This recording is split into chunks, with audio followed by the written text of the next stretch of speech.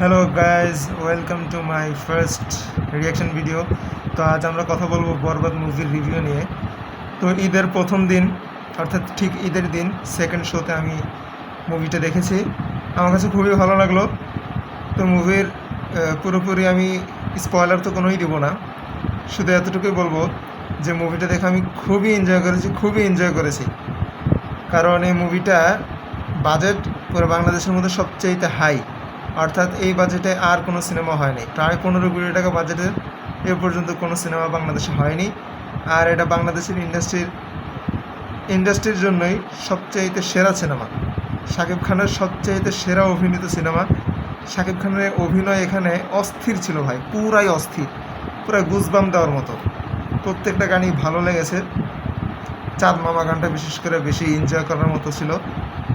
আর কি বলবো, এই মুভিটা স্টোরিটা খুবই সিম্পল হলেও স্টোরিটা যেভাবে আস্তে আস্তে করে গ্রো করছে, যেভাবে ফিল্ম মেকাররা সাজিয়েছেন, খুবই সুন্দর ছিল। বিশেষ করে যেভাবে প্রথম দিকেই আপনার খুব সুন্দর হয় ভিডিওটা। এই মুভিটা আমি দেখেছি এই জন্য, কারণ এটা 3টা কারণ আছে।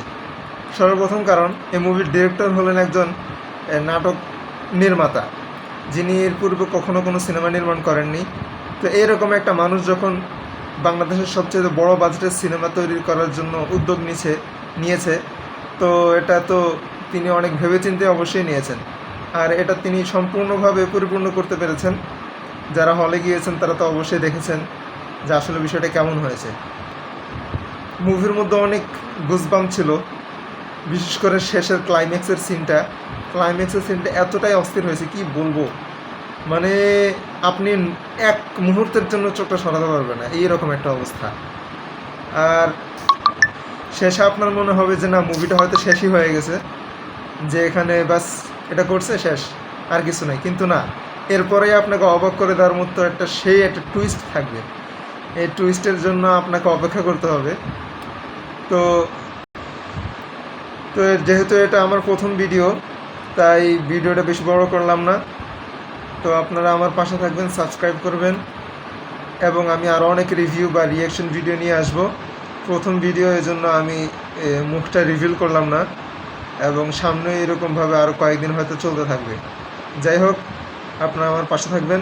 আসসালামু আলাইকুম রহমতুল্লাহ।